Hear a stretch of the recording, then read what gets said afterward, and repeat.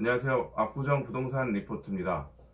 오늘은 재건축 상가 조합원들이 주택으로 이제 배정을 받기 위해서 중요한 판례가 나왔다고 해서 재건축 재개발 전문 변호사이신 건평 법률사무소의 김건우 대표 변호사님을 모시고 한번 설명을 들어보도록 하겠습니다. 안녕하세요. 안녕하세요. 건평법률사무소 김건우 대표 변호사입니다.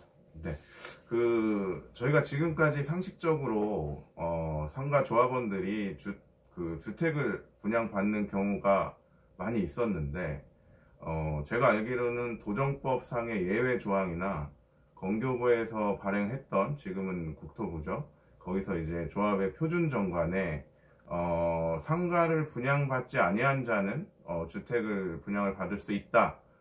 지금 현재에도 그 정관의 내용을 그대로 갖다 쓰는 조합들이 많거든요. 근데 그것과 관련해서 뭔가 큰 변화가 생겼다고 하는데, 거기에 대해서 한번 설명을 한번 해주시겠습니까? 예, 문제되는 조문부터 조금 한번 살펴보면은, 도시정비법 현행법 기준으로 63조 2항 2호 감옥입니다.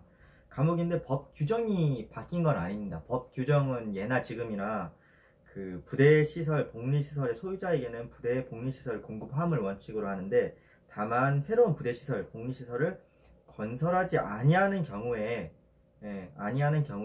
특정한 경우에는 1주택을 공급할 수 있다. 상가 조합원인데도 불구하고 1주택을 공급할 수 있다고 규정되어 있었습니다. 이 규정은 변함이 없는데, 이 규정을 해석하기를 옛날에는 건설교통부나 또는 서울고등법원에서 요 새로운 부대시설 및 복리시설 건설하지 않는 경우에 분양 신청을 하지 않는 경우까지 포함시켜서 해석을 했었습니다. 특히 과거에 건설교통부에서 이렇게 유권 해석을 하고 있었는데, 새로운 부대 복리시설을 공급받지 않는 경우, 그러니까 분양 신청을 하지 않는 경우에도 건설하지 아니하는 경우로 봐서 이 사람들한테도 상가조합원이지만 주택을 공급할 수 있다. 이렇게 해석을 해왔고, 그 무렵 각급 하급심 판결문들도 대체로 이를 지지하는 듯이 보였습니다.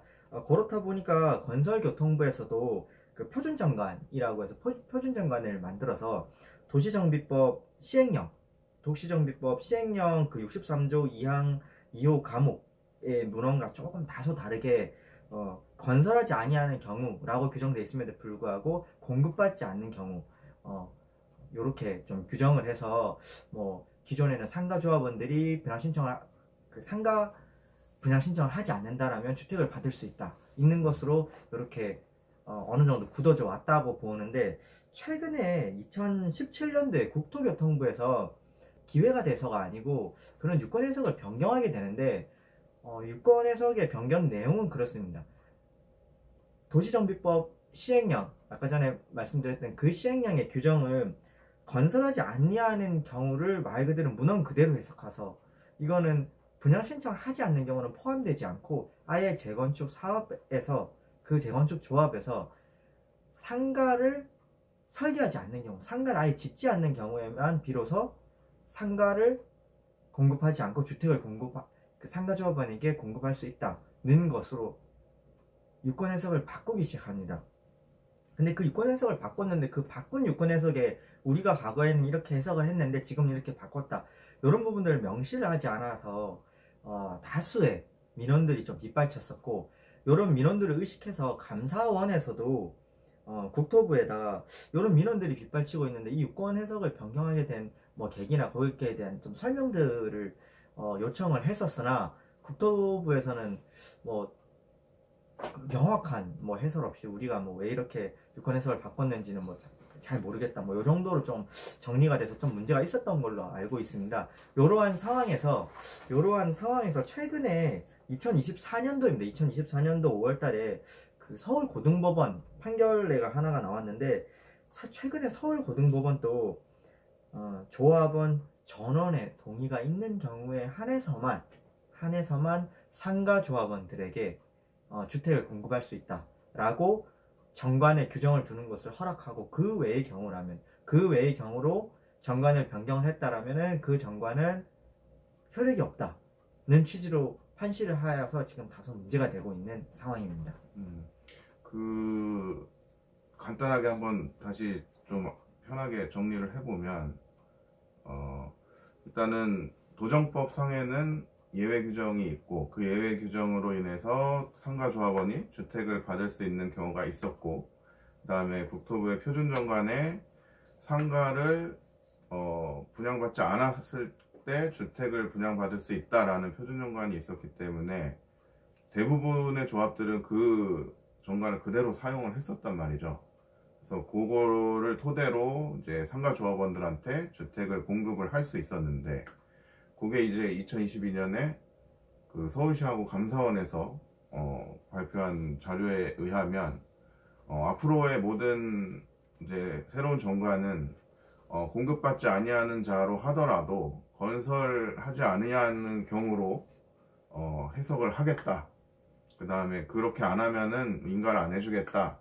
그렇게 했었고, 그때 당시에는 예외로 그 이전에 이미 조합이 설립돼 있어서 조합 정관에 공급받지 아니하는 경우로 돼 있는 경우에는 인정을 한다고 했었거든요. 네, 국토부에서는 어느 정도 이런 민원들이 많이 들어오다 보니까 어느 정도 좀 우회책으로 우회로를 조금 터서, 만약에 기존 표준 정관을 좀 신뢰하고 있었다라고 하면은 그런 신뢰는 어느 정도 보호를 해주겠다 라는 취지로 국토부에서 이야기를 하곤 했었는데, 지금 최근에 2024년도 5월달 서울고등법원 판결문이 나오면서 이런 국토부의 해석도 특별히 의미가 없어졌다 라고 볼 수 있겠습니다.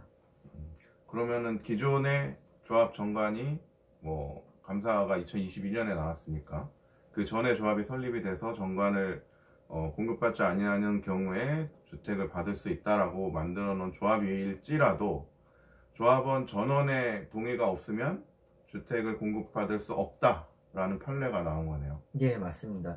그 서울고등법원에서는 요 규정을 그 도시정비법 시행령의 요 규정들을 원칙적으로 상가조합원은 상가를 받아야 되고, 다만 예외적으로 조합원 전원의 동의가 있는 경우에만 그 예외를 두겠다는 요 시행령의 규정을 강행규정이라고 해석을 했습니다. 강행규정이라는 뜻은 여기에 반하는 어떠한 뭐 조합원 3분의 2의 동의가 있었든 절반의 동의든 3분의 2의 동의가 있었든 조합원 전원의 동의가 있지 않고서는 절대로 그 효력을 인정할 수 없다. 상가조합원에게 주택을 원칙적으로는 부여하지 않겠다는 그 서울고등법원의 강력한 의지가 담긴 해석이 아닐까 싶습니다.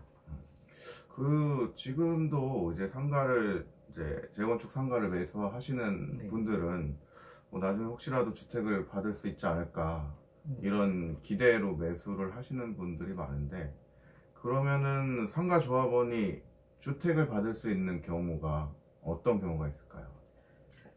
네, 그 뭐 현행 도시정비법 시행령이나 최근에 서울고등법원 판결에 의하더라도 아예 재건축 조합에서 상가를 짓지 않는 경우라면, 상가를 설계를 하지 않았고 상가를 전혀 짓지 않는 경우라면 역시 기존의 상가조합원들은 주택을 받을 수 있는 길이 열리게 됩니다.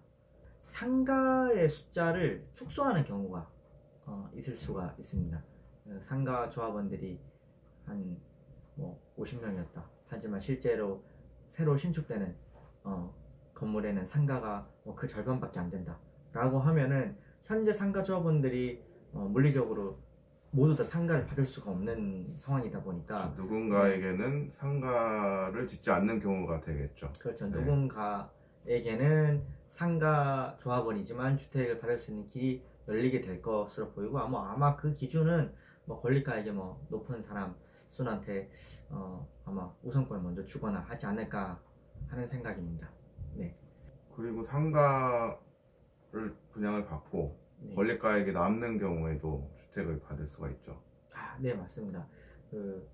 워낙 상가의 종전가액 및 권리가액이 워낙 커서 너무 큰 바람에 상가를 바꿔도 그 차액이 권리가액이 너무 크다 보니까 그 차액이 주택 최소로 분양하는 그 최소 분양 추정액보다 본인의 권리가액이 더 남아있다면, 소위 말해서 1+1이라고 해서 상가를 바꿔도 그 외 주택을 한 채 더 받을 수 있는 길이 열리게 됩니다. 그리고 그 외에도 상가의 최소 분양가액이 네. 주택의 최소 분양가액보다 큰 경우에 네. 그 상가 조합원이 주택을 선택을 할 수 있게 했어요. 네. 네. 요거는 취지가 뭐 추정이 되죠. 아, 그렇죠. 요 취지는 아무래도 도시정비법이 많은 사람들한테 주택을 공급하고자 하는 취지다 보니까 뭐 본인이 상가의 가치가 많은데도 불구하고 오히려 본인이 낮춰서 한참을 낮춰서 뭐 주택으로 갈아타는 거. 그러니까 본인의 현금 청산의 파이를 키우는 걸 굳이 뭐 국가에서 막진 않겠다. 그렇죠. 라고 뭐 본인에게 뭐 오히려 손실이 되는 상황일 가능성이 높거든요. 네, 주택을 그래서, 받으면 권리가액이 남는 부분을 또 현금 청산을 받아야 되기 때문에 네. 손해겠네요. 네, 그래서 사실상 그거는 뭐 특별히 문제되지는 않습니다. 네네. 그리고 이번에 또 이슈가 된 게 이제 조합원 전원의 동의를 받으면 뭐 상가 조합원들이 주택을 받을 수 있다. 이게 이제 판례로 이제 나와버려가지고 예. 네, 그게 지금 큰 뭐 이슈가 되고 있죠. 맞습니다.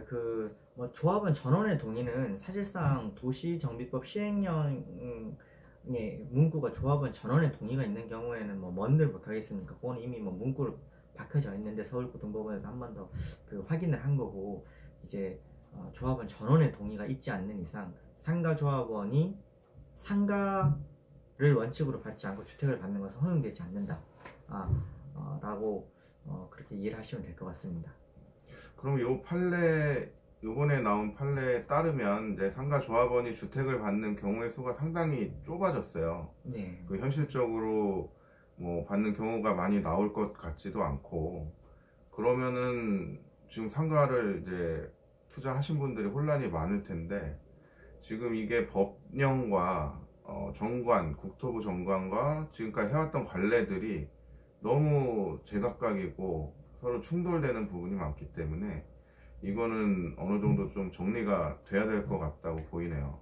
예, 맞습니다. 지금 뭐 어떤 재건축 조합, 상가가 있는 재건축 조합을 가보면 그 앞에 재건축 사업구역 앞에 가보면은 뭐 상가 근처에 뭐 나는 이 상가를 어떻게든 사수하겠다 뭐 그런 뭐 플랜카드가 보이기도 하고, 뭐 꼭 상가 조합원과 주택 조합원을 이제 극명하게 대립하고 있는 모습들이 자주 목격되곤 합니다.